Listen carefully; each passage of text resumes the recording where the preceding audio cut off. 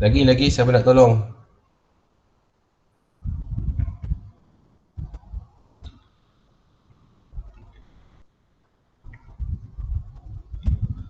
Cikgu, 0.2 tak boleh, betul lah. So pinjam sebelah sini tinggal kosong. Dapatlah dia 6. 6.2 4. Kosong ni boleh pinjam, kosong tu boleh tolak 5, tak boleh. Pinjam sebelah jadilah 6. So 6.5 1. 145 asas 6. Tak ada.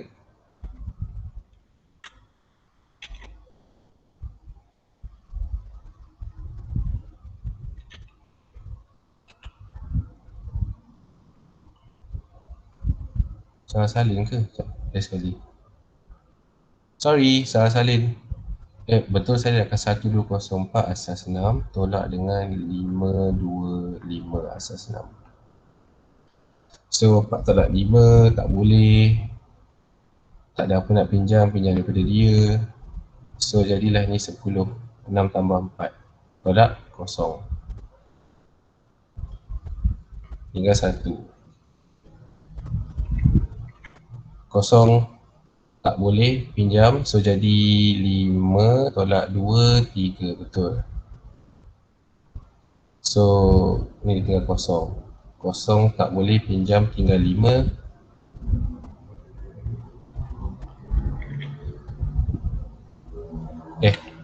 6. 5 tambah 2. So tolak 5 jadi 235 asas 6. Okey. 235 asas 6. Untuk soalan ni. Tadi salah kira. Sorry. Soalan. Niku, macam mana 6 dapat 6 tambah 4 tu? Okey, lain sekali. Ada dua cara. Cara paling cepat ni, tapi ada cara satu lagi. Ada dua cara. So 1204 nak tolak 525, dua-dua asas 6. So mula-mula 4 tak boleh tolak 5. So disebabkan tak boleh, nombor base tak ada negatif. So kita tengok sebelah dia. Sebelah dia pun asam buai juga sebab kosong. So kalau kosong nak buat apa? Tak boleh pinjam apa lah. Dan kalau kita akan, macam kita akan apa? Kita akan ready nak tolak 1 dari sini. Sebab kita ambil kosong. Kosong dah tak ada apa nak ambil dah. So paksa kita pinjam dekat 2. So ambil 2. Kalau daripada 2, pinjam ke sebelah kanan jadi 6. Okay. So 6 tu nak kena bagi pinjam dekat 4 tu kena potong jadi 5. Tinggallah 5 kat sini. So dapatlah 6 kat sebelah kanan. Sebab kita ni asas 6 kan. So asas 6 akan tambah dengan 4. 4 tu inilah yang sedia ada dekat situ. Okay. So 6 tambah 4 jadi 10. Sebelah atas ni. Ni 6 tambah 4 ni jadi 10. 10 tolak 5 adalah 5. Lepas tu 5 yang ada dekat situ memang akan tolak 2 akan jadi 3. 1 tak boleh tolak 5. So terpaksalah pinjam daripada sebelah sini. So kosong. So 6 tambah 1 7. 7 tolak 5 2. Nak saya ulang cara lain? Nak cara lain ke?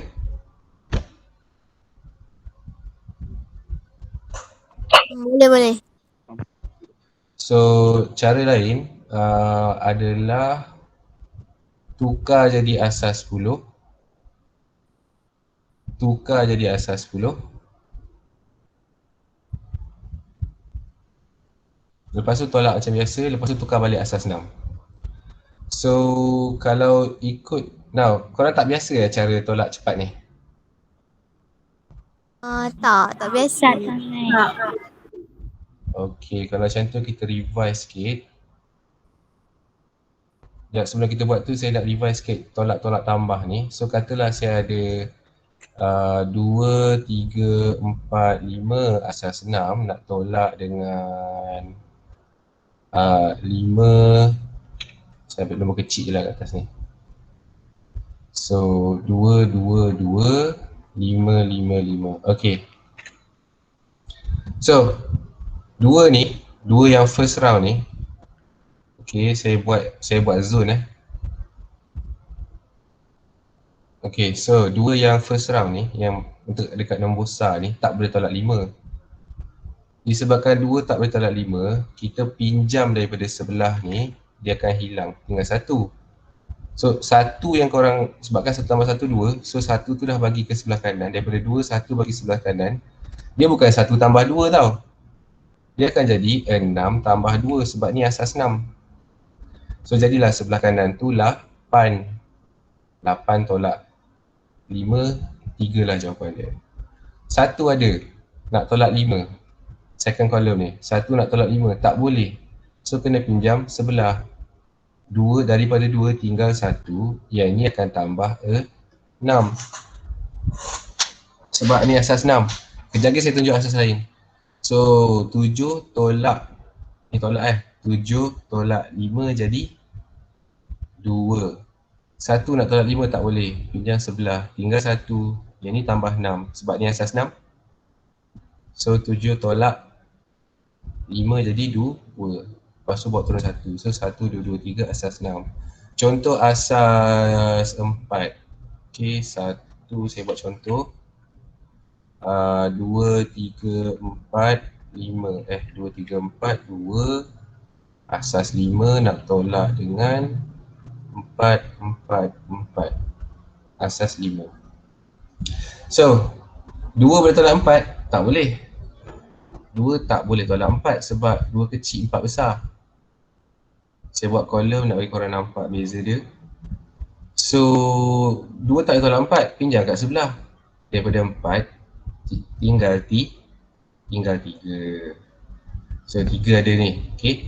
So, sebab 4, kalau tinggal 3 maksudnya dah tolak 1. 1 tu pergi mana? 1 tu akan jadi 5 sebab ini asas 5. So, tambah 2. Mana datang 2 tu cikgu? 5 tambah dengan 2 ni? So, 5 tambah 2 tu, yang sedia ada dekat tempat tu akan jadi 7. So, 7 tolak 4 adalah 3. 3 yang baru dipotong tadi, boleh tolak 4? Tak boleh. So, dia terpaksa pinjam kat sebelah dia. Daripada 3 saya potong 1 jadi 2. Yang ni akan tambah dengan 5. Kenapa tambah 5? Sebab asas 5. So, ni akan jadi 8. So, 8 tolak 4 jadi 4. 2 nak tolak 4 boleh? Tak boleh. Sebab 2 kecil, 4 besar. Terpaksa potong, tinggalkan 1 kat situ, yang ni akan tambah 5. Okay, so 2 tambah 5 jadi 7, tolak 4 adalah 3. So 1, 3, 4, 3 asas 5. Nak lagi? Nak lagi ke? Ya. Boleh. So ni tolak, kalau tambah macam mana pula? Contoh kalau 1, 4, 6, 3 asas 7 tambah dengan 6, 6, 6, 6 asas 7. Macam mana nak buat ni? So bila korang nampak benda ni, okay, memang korang tahu dah. Dia punya sistem, korang kena tulis dulu asas 7. Dalam asas 7, apa persamaan dia dengan asas 10? So kalau 7 dalam asas 7, maksudnya dia adalah 10 dalam asas 10. Kalau dia 6, maksudnya dia adalah berapa tu? 9 dalam asas 10. Kalau dia 8, maksudnya dia 11 dalam asas 10. Kalau dia 9, maksudnya dia adalah 12 dalam asas 10. So konsep tambah dia lain sikit daripada tolak. Okay, so saya guna apa yang saya tulis kat sini So saya nampak 3 nak tambah dengan 6. So saya tahu yang patut 9, tapi 9 tak boleh tulis sebab ni asas 7. So tengok, kalau tak boleh tulis 9 sebab dia terlebih, sebab ni asas 7, 9 tu kan besar. Tengok kat sini, 9 sama dengan 12 dalam asas 10. So saya akan tulis 2 dekat bawah, 1 naik atas. Okay, so now saya ada berapa sekarang ni? Saya ada 1 tambah 6 tambah 6. Jadi berapa? Asas 7 ni dia sedang menjadi, Kalau tulis kat sini jadi 13 Dalam bayangan korang, cikgu, kita patut tulis 13 ke? Tak. So tengok kat sini, panjang sikit. So kalau 10, nilai dalam asas 10 dia adalah 11. Kalau asas 7, 11, nilai dalam asas 10 dia adalah 12. Lepas tu dalam asas 7, nilai 12 dia adalah 13. So yang terakhir yang kita nak adalah 14. Kejap, salah. So kalau 10, ni 13, ini 14, ni 15, ini 16. So, okay, 16 So dalam asas 7, 13 bernilai 16. So 6 tu saya turun letak dekat sini, 1 saya letak dekat atas. So 1 tambah 4 tambah 6 adalah 11. 11 nilai dia dalam asas 10 adalah 14. Sebab ni 11. Okay, so dia akan jadi 4 kat bawah, 1 dekat atas. So nilai dia 8. Takkan nak tulis 8 ni asas 7. So 8 nilai dia 11. So tulislah 11 dalam asas 10. Soalan? Kena hafal je tu. Tak ada hafal. Dia tak ada hafal apa pun. Contoh saya buat asas lain. Contoh saya buat 1001111101 asas 2 1110011 asas 2. Nah, kalau saya tambah, ingat dalam asas 2 dengan asas 10 apa beza dia? So ketika dia asas 2, ketika dia menjadi nombor 2 dalam asas 2, nilai dia 10. Ketika dia menjadi 3, nilai dia 11. Ketika kalau dia macam jadi mana boleh 4, dapat 10 tu? Ni asas 10. Asas 2 dalam asas 10, dia sama nilai dia. Okey, tengok kat sini. So, bila 1 tambah 1, 2 kan? Boleh ke tulis 2 dalam asas 2? Tak boleh. Korang pun tahu tak boleh nombor 2. So, apa kalau tak boleh tak nombor 2, nak tak nombor apa? Tengok dalam asas 10. Letak kosong kat sini, 1 kat sini. Ni asas 10. Nilai dalam asas 2 dia 2, nilai dalam asas 10 dia 10. So teruskan, 1 tambah 1, kosong. 2, boleh ke tulis 2? Tak boleh. So bila tak boleh tulis, tengok dekat asas 10 dia nilai berapa. So nilai kita jumpa tadi 2. So kalau saya tulis kosong, 1, sebab nak tulis 10. Okey, tengok kat sini. Boleh ke tulis 3? Tak boleh, sebab ni asas 2. So tengok nilai 3 dia berapa? 11. So tulis 1 kat bawah, 1 kat atas. Okey. Lepas tu teruskan, ni 2 sebab 1 tambah 1. Takkan nak tulis 2. So 2 nilai dia 10. Tulis 1. 1 dengan 1 jadi kosong. 10. 1 dengan 1 jadi 10. 1 tambah 1, 2. Boleh ke tulis? Tak boleh. Tengok nilai dia kosong kat sini. So ni jadi 3. 3 tak wujud. So 3 nilai dia 11. So tulislah 11. Itulah jawapan dia. Ni cikgu, maksudnya ni asas 2 ke dengan asas 7 ke semua asas nilai dia macam tu? So kalau korang recall balik masa korang belajar awal-awal dulu, nilai kalau korang jumpa asas 7 dalam asas 10, nilai dia 10. Kalau nilai asas 6 korang jumpa dalam nombor 6, nilai dia 10 lah. Contoh lagi. Nak lagi tak? Nak contoh lagi tak? Nak. Boleh Kak.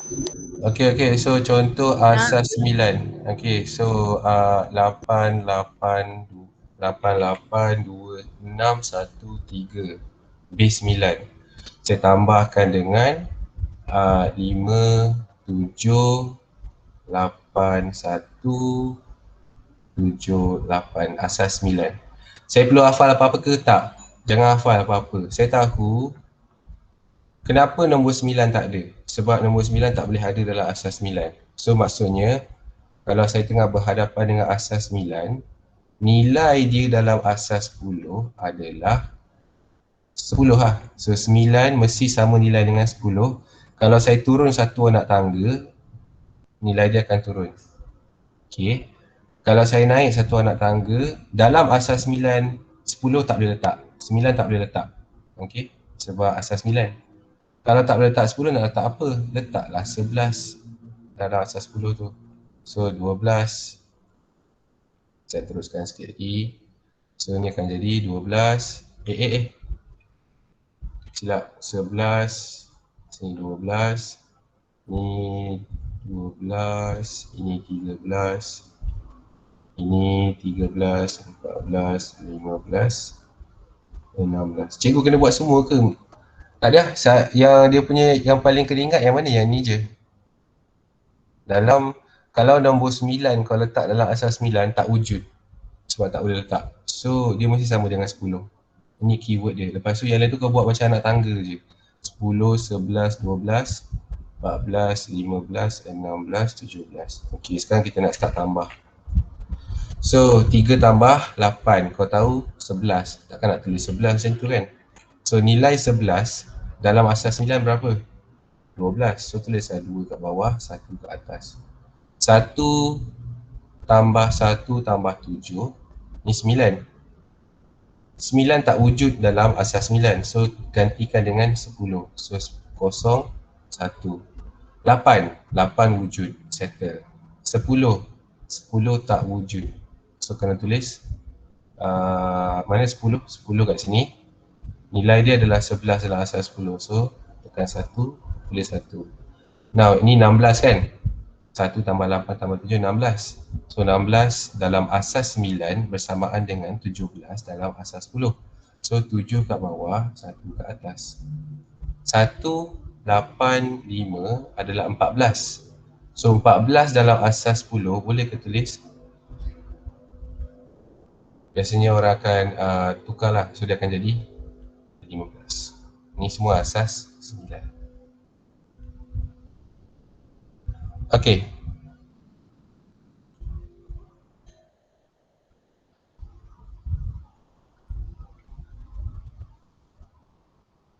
Nak lagi?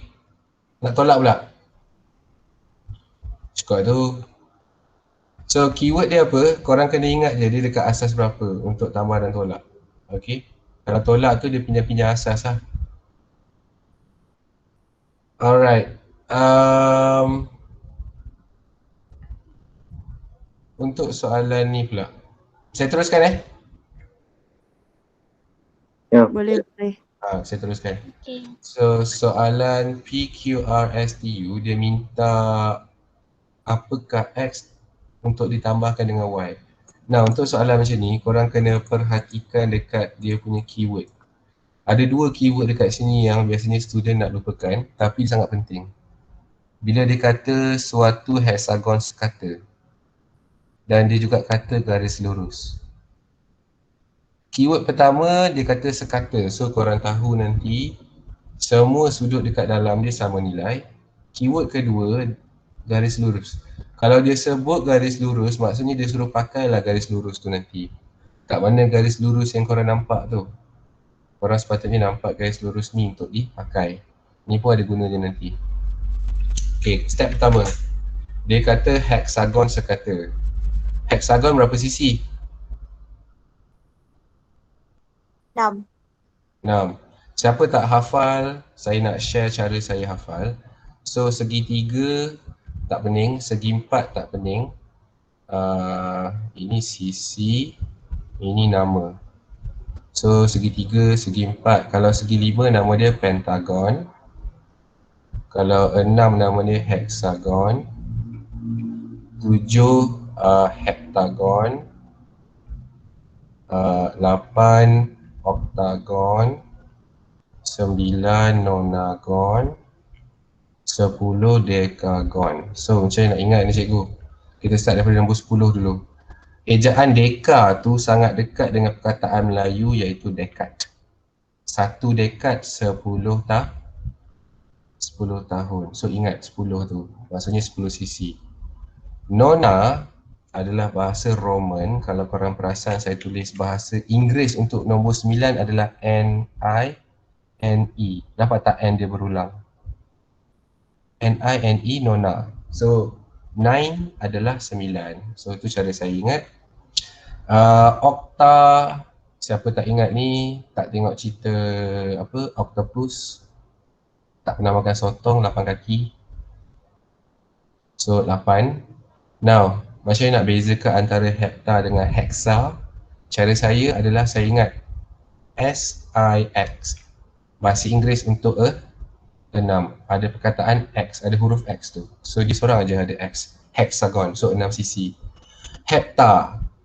Cara saya untuk bezakan antara hepta dengan hexa adalah itu. So bila tahu hexa, hepta mesti 7 lah. Sebab ada T. So dah itu 7. Dan pentagon, tak ada cara lain. Saya ingat daripada movie cerita-cerita hantu, dia selalu buat bakar lilin, lepas tu dia panggil-panggil hantu semua tu, dia bakar lilin. Ni pentagram.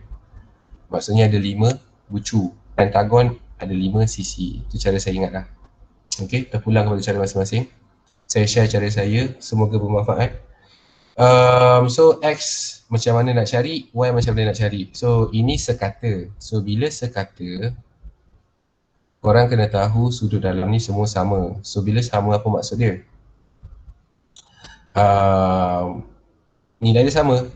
So formula untuk cari hasil tambah semua adalah N tolak 2, dah jumpa N tolak 2 baru kau darab dengan 180. Berapa sisi? Ada 6. Mana saya tahu? Clue cakap hexagon. So 6 tolak 2 akan jadi 4. So 4 darab 180. Saya pun tak hafal dia ni. 720. So 720 ada berapa corner tu, ada berapa bucu? Ada 6. Dia sekata kan? So maksudnya semua kena sama. So 720 bahagi 6 akan dapat 120 setiap satu. Maka kat sini 120, sini 120, sini 120, 120. Dan hanya boleh berlaku kalau benda ni sekata. Next, apa nak dibuat kat sini? Korang perasan tak? Kita dah jumpa sudut di sebalik U tu. Berapa sudut di sebalik U dan berapa sudut garis lurus ni? So kalau korang perasan kat sini mesti 60. Kenapa? Sebab garis lurus, bila ada garis lurus dan ada sesuatu yang memotong dia, kalau dia potong kat sini 100, belakang ni mesti 80. Sebab hasil tambah mesti 180. Dalam urusan kita ni 120. So lawan dia mesti 60 lah. Yang ni pula, yang atas ni bulatan penuh. So bulatan penuh adalah bila ada bulatan penuh, sikit dah pakai dekat 120. So baki dia mesti 360 tolak 120. So korang mesti dapat 240. Now dekat sini yang penting, perlu ke cari X dulu atau cari Y? Tak. Apa yang korang perasan kat sini? Saya kena guna colour pink. Ni segi apa? Siapa boleh beritahu ni segi apa?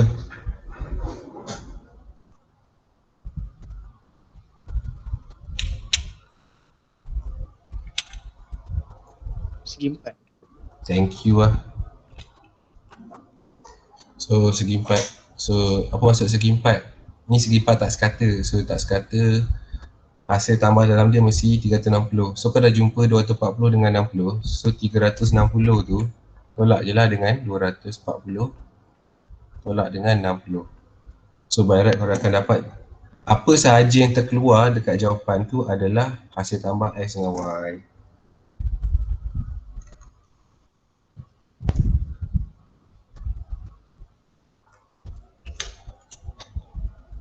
B, next. So LMP dengan JMN adalah straight line. Dia kata panjang MN sama dengan panjang MP. MP sama dengan MN. So MP sama dengan MN. Dia bagi je clue tu, kau dah nampak apa? Ini adalah segitiga sama kaki. Kaki dia yang kat sini sama. So kalau sebelah kanan 25, sebelah kiri pun mesti 25. Kalau kaki 25, 50. Kepala mesti berapa? Kepala mesti 130. Kepala, lepas tu ada alternate angle. Maksudnya dekat sini mesti 100, dekat M tu mestilah dekat sini 130 juga. Lepas tu korang ada segi 4. Now segi 4, hasil tambah dia 360, tolak 70, tolak 55, tolak 130. Korang mesti dapatlah jawapan X.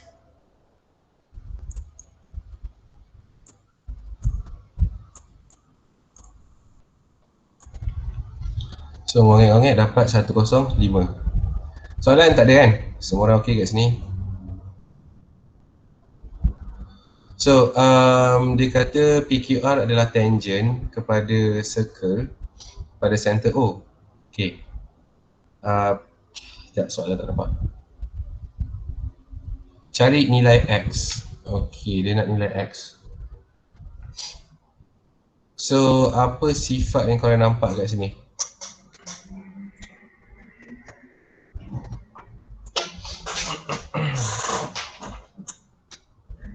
Pertama sekali, kalau ada jejari, mana jejari dia? Ni, yang warna merah ni. Kalau jejari dia pakai buat segitiga, maksudnya kepala dia lain dengan kaki dia. So kaki dia tu, so sifat pertama yang korang kena take note, sini mesti 40, sini mesti 40. Kenapa 40 cikgu? Sebab 180 tolak 100 tinggal 80.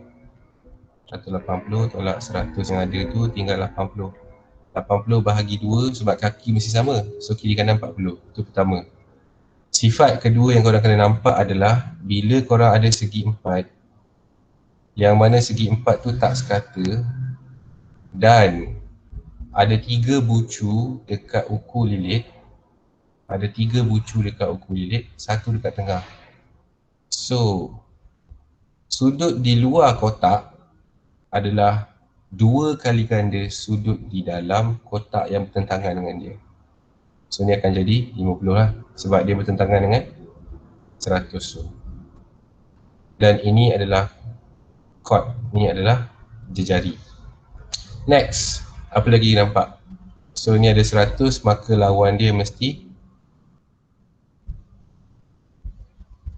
berapa? 260. Cikgu, bukan ke kalau kita ada segitiga dan ada tangent, lepas tu dia punya sudut tu semua kena, maka kalau sini A, sini adalah A, kalau sini B, sini adalah B, maka sini adalah C lah. Bukan kau boleh jadi macam ni, betul lah, benda ni yang saya nak buat ni. So sebelum saya buat tu saya nak cerita semua benda dulu. Now korang perasan tak ni dia ada tangent. So tangent tu garis lurus. 72 tu refer dekat mana? Semua ni. Saya nampak dia macam semua ni. Dia bukan dekat sini sahaja. So 72 tu adalah semua. Okay. So 72 tu tambah 50 mesti ada baki dekat sebelah kiri. So 180 tolak 50 tolak 72. Ada balance kat sebelah kiri tu. Kenapa nak tolak dengan ni semua cikgu? Sebab 58 tu adalah sama juga dengan 40 dengan X. So kalau saya susun 58 adalah 40 tambah X. So kalau nak cari X sahaja, 58 tolaklah 40.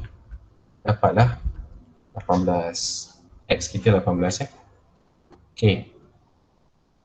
Cikgu, cara lain boleh ke? 50 ada, 260 ada.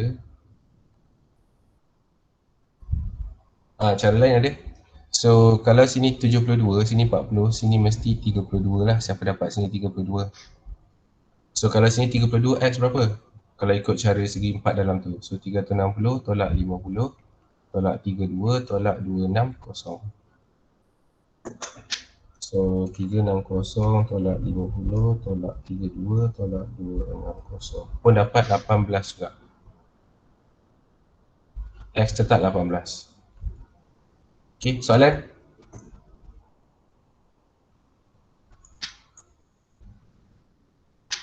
Ada. Okay.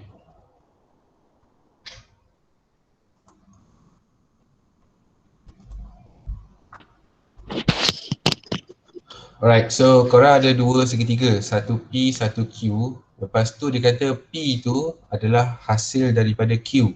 Maksudnya original Q, lepas tu dia transform pergi jadi P.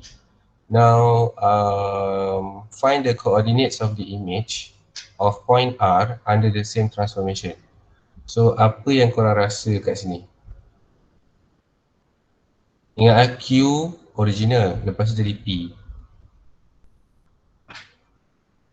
Korang rasa apa? Siapa rasa ni? Pantulan? Obviously tak. Siapa rasa translasi, orientasi dia berubah? So tak. Siapa rasa pembesaran, size dia sama? So tak. So obviously satu je option kita ada antara empat benda yang saya sebut tu hanyalah ini yang berlaku ni hanyalah putaran. So bila kita tahu dia putar, apa benda yang kita kena take note? Kita kena take note cara untuk buat dia punya center, sebab center dia penting. So kat sini korang kena keluarkan korang punya segitiga. Alamak, sekejap. Susah sangat pula. Saya cuba nak kecilkan dia.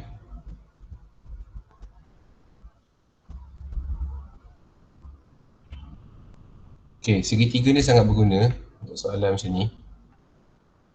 Kenapa dia sangat berguna? Untuk cari center dia, korang perlukan 90 degrees tau. So apa yang saya nak buat sekarang adalah saya nak guna 90 degrees yang ada ni dan saya nak try connect points. So saya kena decide on satu point. Apa maksud decide on satu point? Saya kena guna reference center tu. So katalah saya nak refer dekat point ni dengan, so kalau saya refer dekat P point tu, maka Q kena pakai ni lah. Kalau saya nak pakai point ni dekat Q, maka saya kena pakai point ni lah untuk P. Maka kalau nak pakai point ni, kena pakai point ni lah untuk Q. Dan kita refer dekat point yang paling senang lah.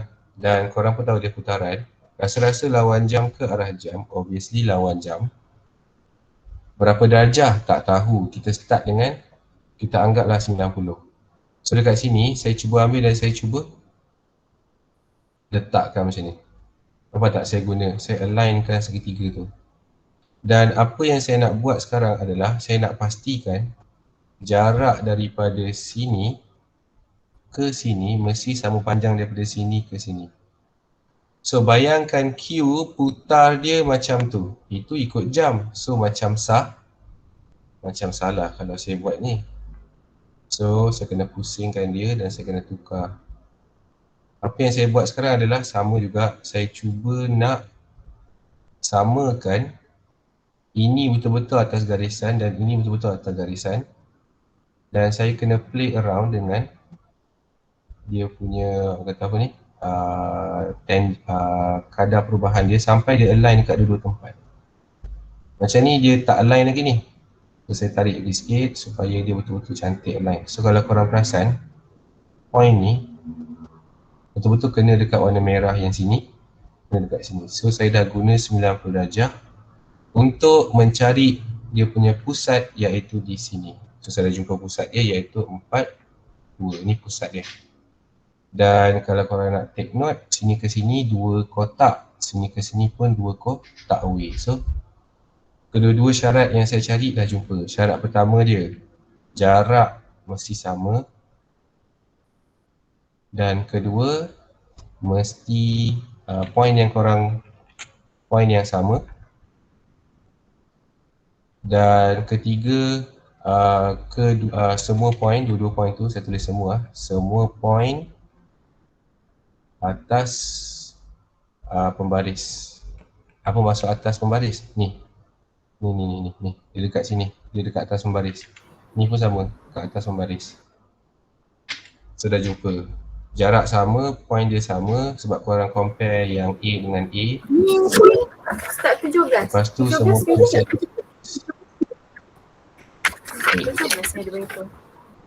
Next, kita bukan nak cari jawapan untuk dia tapi kita nak cari jawapan untuk R. So kalau R lalu benda yang sama, dia akan landing kat mana? So cara dia pakai masalah ni juga. Guna point yang sama. Kemudian hanya align kan, tengok R nak landing kat mana. 90 darjah. Guna pembaris tu. Okey, nampak dia betul-betul ada atas. Yang 90 darjah tu betul-betul atas di pusat dan dia betul-betul cantik dekat atas apa nama ni? Point R tu. Dan teknik dia dekat sini, orang hanya perlu kira berapa jarak daripada R kepada center. Kau tengok berapa kotak dia potong. 4 kan? 4 kotak. So daripada sini ke sini pun mesti 4 kotak. Dan dia mesti landing dekat sini. Alamak, sekejap. Saya upkan sikit. Dia nampak. Okay, so kalau nampak dia akan landing dekat sini. Sebab sini ke sini 4 kotak, sini ke sini pun mesti 4 kotak. So korang dah nampak cara nak pakai dia. So jawapan dia berapa? So kita ada, so koordinat tu adalah 0, 3. Jawapan tak? Nak check. Tu ada jawapan 0, 3, 6. Soalan? Cikgu, dia memang cara dia kena guna dia punya pembaris ke? Dia tak ada cara lain?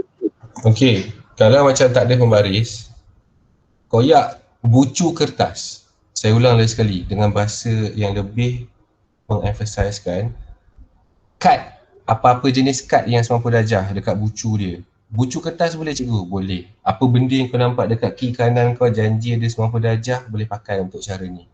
Dalam exam nak minta kertas lebih sebab nak koyak, minta je, tak ada masalah. Sebab nak pakai 90 darjah yang ada pada bucu dia. Cikgu kalau pakai yang macam segi apa? Yang bulatan tu boleh tak cikgu? Yang macam ni. Macam ni. Boleh tak nak pakai ni cikgu? Boleh. Tapi ini untuk 180 darjah senang. Sangat susah nak pakai untuk yang lain. So saya tak galakkan. Cikgu nak pakai kompas boleh tak? Tak ada guna. Yang paling sesuai adalah bucu 90 darjah. Tak kisah kertas ke, pembaris ni ke. Janji dapat 90 darjah tu. Untuk korang gerak-gerakkan dia. Okay? Siapa beli ni kat DIY ada ni, segitiga ni, murah je. Sini less than RM1, RM40. Sangat berguna untuk soalan putaran. Next. So ada beberapa triangle, ada PQR, ST. So ada berapa ni? 5. Ada 5. So yang mana betul? Samboy. Sekejap, mana ni Oh, okay. PQST adalah image. So saya kena tanda dulu. So ni image, ni image, ni image, ni image, ni object. So object, okay, daripada R nak jadi Q kena membesar, daripada R nak jadi P kena membesar, daripada R nak jadi S kena mengecil, daripada R nak jadi T kena mengecil. So yang manakah betul? Okay, P, skala dia adalah 3/5. Kau tengok R nak jadi P. Now, satu benda saya nak bagi tahu. K, kalau K korang sama dengan 1, skala tu sama dengan 1, maksudnya tak ada perubahan. Tak berubah tak berubah saiz dia. Okay, ni nota nombor 1. Nota nombor 2, kalau K kurang daripada 1, maksudnya akan mengecil. So, nombor 3, kalau K kurang lebih daripada 1, dia akan membesar. So, P 3/5 kalau saya congak dalam kepala saya dapat 0.6 bentuk desimal dia. 0.6 tu kecil daripada 1. Tapi R jadi P patutnya skala dia lebih daripada 1. So A salah. Q, R jadi Q 4/3. Okey, ni macam betul. Kita hold dulu. R jadi S 3/2. Ini adalah 1/5. 1.5 adalah lebih daripada 1. Lebih daripada 1 sepatutnya membesar. So ini salah. T, kau tengok R nak jadi T, 3 di pantai. So 3 tu dah terlajak besar, sepatutnya dia mengecil. So yang donkey salah. Jawapan kita ada adalah B. Tak payah nak kira betul-betul pun. Soalan?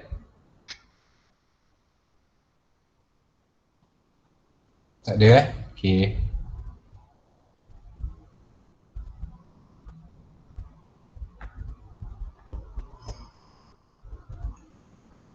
Alright, so K adalah midpoint. Oh tak, clue dia bagi. So dia kata JKM MNP garis lurus. So JKM MNP garis lurus. Dia bagi dia tahu garis lurus ni, kau tahu nanti ada 180 kena tolak something. Tu maksudnya dia bagi clue garis lurus tu. Lepas tu dia kata K adalah midpoint tengah-tengah antara titik JM. Alright. Dia minta cosine X, alright, dan juga tangent Y. Kita buat satu-satu lah.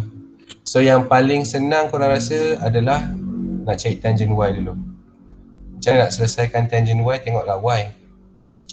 Dalam formula trigonometri, korang pun hafal, kita ada SOH, KAH, TOA. Untuk selesaikan Y dulu, ini sudut sampurajah yang bertentangan dengan sampurajah mesti H. Tak ada huruf lain, mesti H. Yang bertentangan dengan sudut yang korang tengah tengok tu adalah O. So A adalah yang kat atas ni. Right, so kau nak cari O tapi sudut tak ada. K je yang ada. Tapi kalau korang perasan, kita ada 6 yang paling pendek, JM setengah pendek, 10 yang paling panjang. So kau nampak ada segitiga yang ada dua sudut, yang ada dua sisi. Obviously kita pakai Pythagoras theorem. Cikgu, Pythagoras theorem tu apa? Saya lupa. Okey, teori Pythagoras theorem ini kena tangkap sebelum korang pakai yang lain. Teori Pythagoras theorem hanya boleh dipakai untuk segitiga yang bersudut tegak. Kalau kau nampak ada sudut sampurajah, ngam, proceed, pakailah Pythagoras theorem tu. Pythagoras theorem ni cakap apa? Ada garisan paling pendek, saya bagi dia nama A. Ada kedua terpendek, dia panjang sikit. Dia panjang sikit, saya panggil dia B. Ada yang paling panjang dan dia akan sentiasa paling panjang, saya panggil dia C. So C, saya rasa Ibnu Sina aku yang jumpa ni. So A yang paling pendek, garisan paling pendek tambah garisan panjang sikit akan menghasilkan garisan paling panjang dengan syarat apa? Semua tu kena kuasa 2. Itu syarat dia. So, memandangkan yang paling panjang kita ada dah 10. Yang kau nak cari adalah yang panjang sikit. Paling pendek pun ada 6. Okay, macam mana saya tahu? Saya pakai mata je. So 10, 6 maksudnya yang ini akan jadi benda yang kita nak cari lah. So saya sumbat dalam formula. Ni akan jadi 10, ni akan jadi 6. So kau nak cari B, kau bukan nak B kuasa 2. So susun lah. So 10 kuasa 2 tolak 6 kuasa 2, hantar je benda lah tu. So korang akan dapat B kuasa 2 sama dengan 64 kan? Tak salah saya. Kena check kan salah kira kan. Betul. So B adalah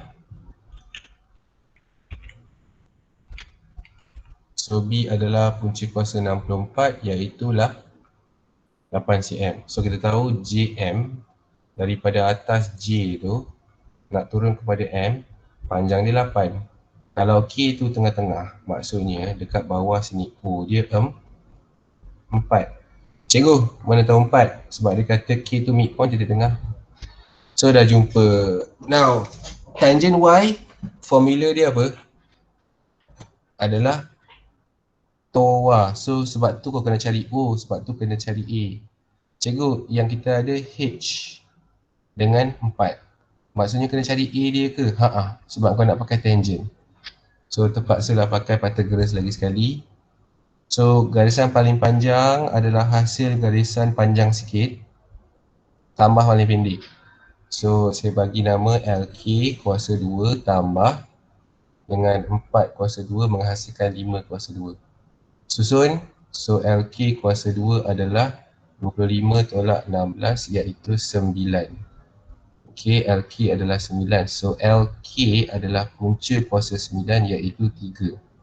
So saya tahu kat sini akan jadi 3. So sini A, sini O, jangan lupa. So baru saya boleh pakai tangent Y. So tangent Y adalah O iaitu 4 bahagi A. Sebab dia kata tangent adalah opposite bahagi adjacent. Bahagi A pula, sorry. Samboy. O 4 bahagi 3. So tu tangent Y lah. Next, kita kena cari cosine X. So, saya nak buat ni. Nampak tak X ada dekat luar? So disebabkan X ada dekat luar, tak boleh pakai. So kita pinjam ke dalam sekejap. Pinjam. Bayangkan X tu kat sini sekejap. Sebab dalam trigonometri kita ada sifat yang serupa. So kalau kat luar X, kat dalam tu kita akan pakai sekejap. So kita nak cari cosine kan? Cosine X. Cosine formula dia apa? Kah. So dia mesti adjacent bahagi hypotenuse. Sudut yang kau nak pakai dekat sini. Sementara, sudut sementara. So siapa adjacent dia? Jangan lupa yang bertentangan dengan 90 darjah adalah H. Yang bertentangan dengan dia adalah O. O tu bermaksud daripada atas ni sampai bawah sini, iaitu 8. Tapi tak pakai. Sebab kau nak pakai kah. So sini adalah 6. Now, masukkan nilai dia. So cosine adalah adjacent iaitu 6/10. Dan kalau korang perasan, sudut X tu berapa, kena cari sudut tu sekejap. Tak tahu X tu, kita bukan nak cari sudut dia tapi kena cari sudut dia sekejap. Okay, cosine inverse sebab hantar cosine ke sebelah kanan sebab nak X je. So cosine inverse 6/10. Korang akan dapat 53. Now, kenapa kena cari 53? So 53 tu, apa maksud dia?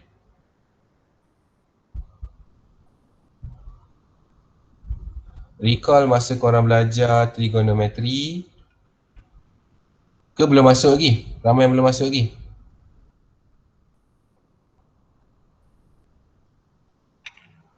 Semua diam ke matu kan?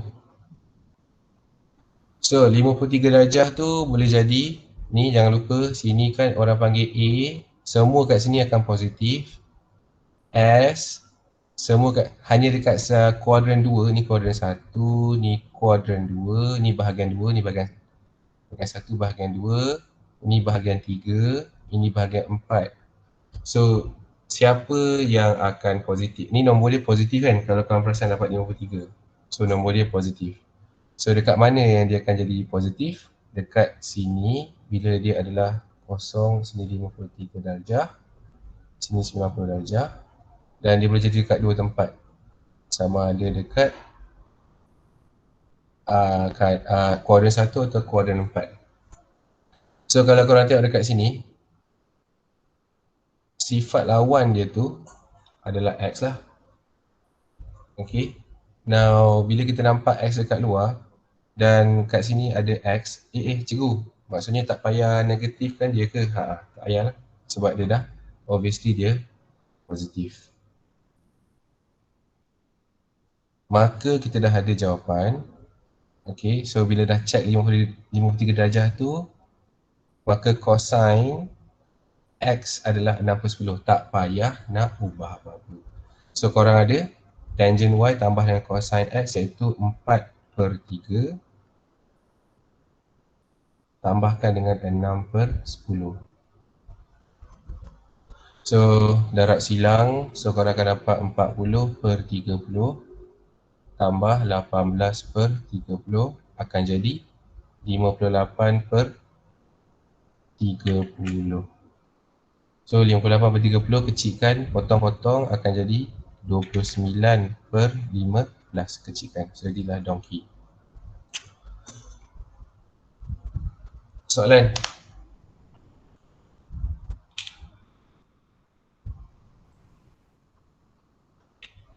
Tadi.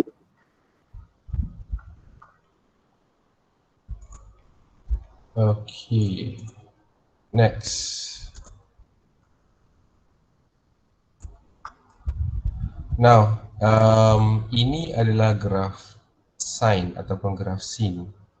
Semua orang tahu rupa paling asal untuk apa sahaja graf sin mesti start daripada basic. So basic tu dekat mana?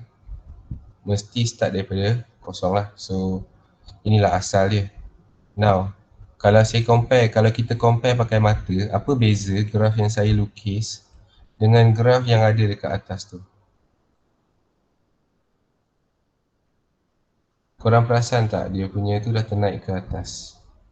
Kalau saya lukis yang original dia akan jadi macam ni.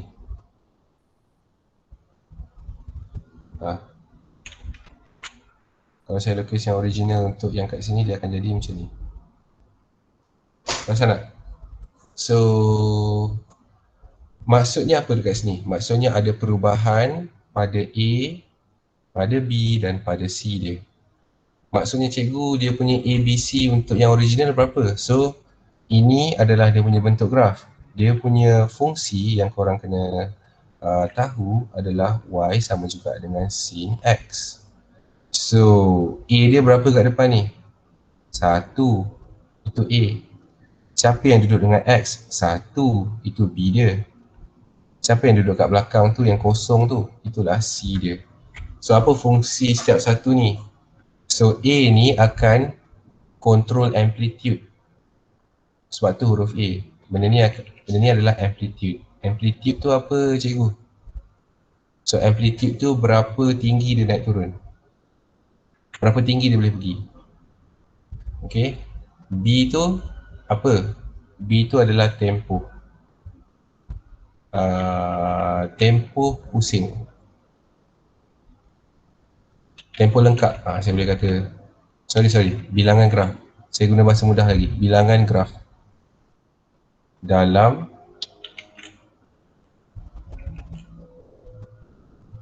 (360 darjah). So C tu apa cikgu?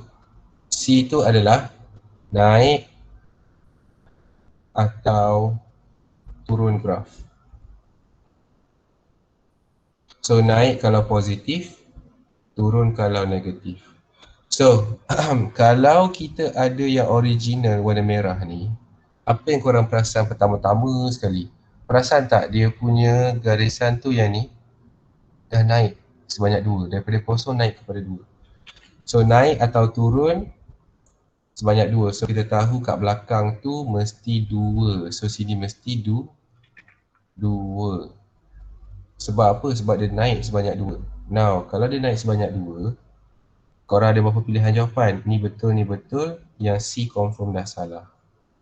Kemudian korang perasan tak graf dia, bilangan graf dia memang 1 dekat dalam benda ni, dekat dalam 360 darjah ni. Dalam 360 darjah graf sin tu lengkap sebiji. So dia punya B dia mesti 1 dan ini semua betul lah. Okay. Kemudian korang perasan tak, disebabkan dia dah naik kan, maka kosong tu dah diguna pakai pada 2. Dia macam dah naik kan. So 2 tu, jarak daripada center baru kepada 5 tu adalah amplitude. Jarak daripada 2 iaitu center yang baru turun ke bawah kat lowest point adalah amplitude juga. So naik ke atas beza dia 3, turun ke bawah beza dia 3. So amplitude tu kita kira daripada center. So 2 tu center yang baru 2 tu center yang baru. So naik atas 3, turun bawah 3. So berapa A dia? So A dia adalah 3. So sini mesti 1, sini mesti 3. So yang mana kita ada jawapan? So sini 2 salah, sini 5 salah. Itulah jawapan dia. Okay, soalan. Cikgu, tak macam mana nak dapat C? Boleh ulang balik tak macam dapat C? Okay. Saya tunjuk demo sikit.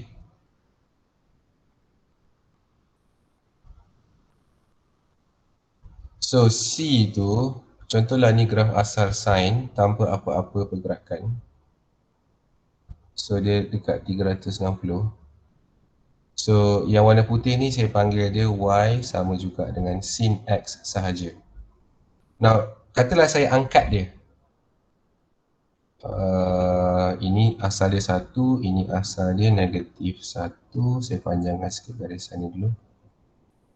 Okay, katalah saya angkat dia.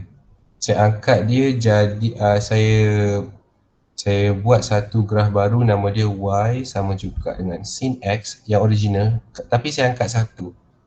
So apa yang jadi pada dia adalah daripada warna putih ni dia akan jadi warna biru ni. Dia akan ada center baru sebab dia semua benda terangkat dan dia akan ikut sebiji macam garisan warna putih ni. So ni 180, ini 360. So sebab apa? Sebab tambah 1 dekat belakang. Sebab dia angkat 1. Maksudnya kalau turun 1 pun boleh ke cikgu? Contoh saya buat untuk Y sama juga dengan sin X tolak 1. So original warna putih, so saya bawa turun semua.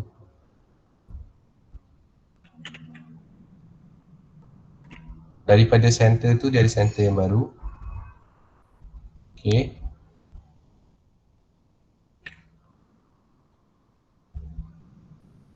So dia akan ada center yang baru lah.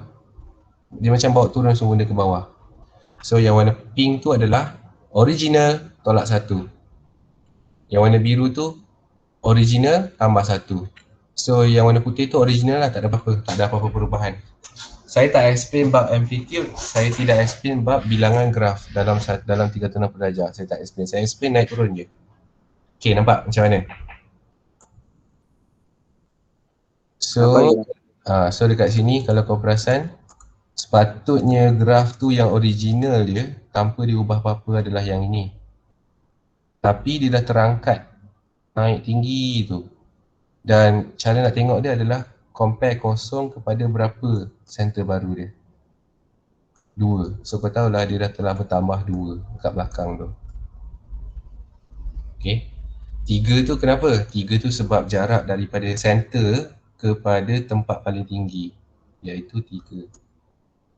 Dalam arti kata lain, sini ke sini lah, paling tinggi. Bawah pun 3 juga. 2 nak pergi ke negatif 1 tu kena langkah 3. 2, 1, 0, negatif 1. Itulah dia. Dan B tu 1 sebab hanya ada satu graf dalam 360 darjah. Okay. Tanya, no problem. Now nanti, sekejap, saya nak share semua jawapan dulu lah untuk siapa yang dah buat. Biasa tu termakan masa lebih. Soalan ni berapa jawapan dia? Sekejap.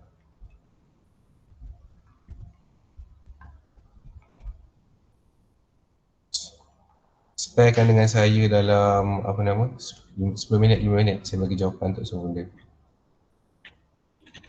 So nombor 13, nombor 12 tak lagi.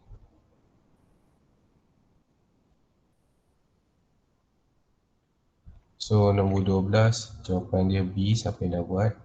Nombor 13 jawapan dia A. Tanda sambil saya go ni. Nombor 14 jawapan dia donkey. Nombor 15 jawapan dia C. Nombor 16 jawapan dia ayam. Nombor 17 jawapan dia donkey. Nombor 18 jawapan dia C. Nombor 19, untuk siapa yang buat, nombor 19 jawapan dia boboy. Nombor 20 jawapan dia A. 21, salin semua jawapan ni. Nanti minggu depan kamu bincang dengan Cikgu Naim untuk cek jawapan, untuk tanya apa yang tak faham. Nombor 22 jawapan dia donkey. 23 jawapan dia C. 24 jawapan dia apa ni? Boboy. Nombor 25 jawapan dia A, betul ke? Betul, tak salah. So nombor 26 cacing. Tak sempat nak explain semua, sorry lah. 27 boboy. 28 ayam. Lepas tu donkey, betul ke? Betul. 30 donkey. Lepas tu cacing. 32 boboy. 33 ayam. 34 cacing. 35 donkey. 36 Boboy. 37 boboy. 36 cacing. 38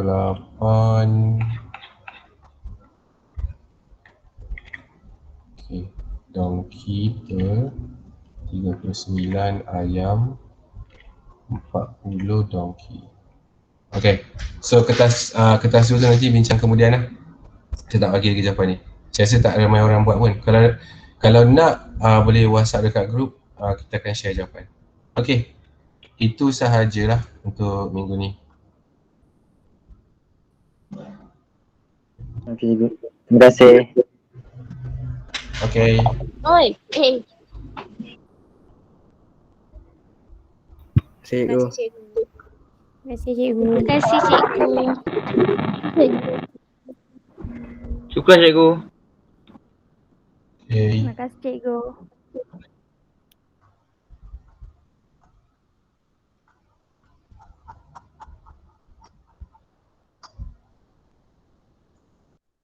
Terima kasih cikgu.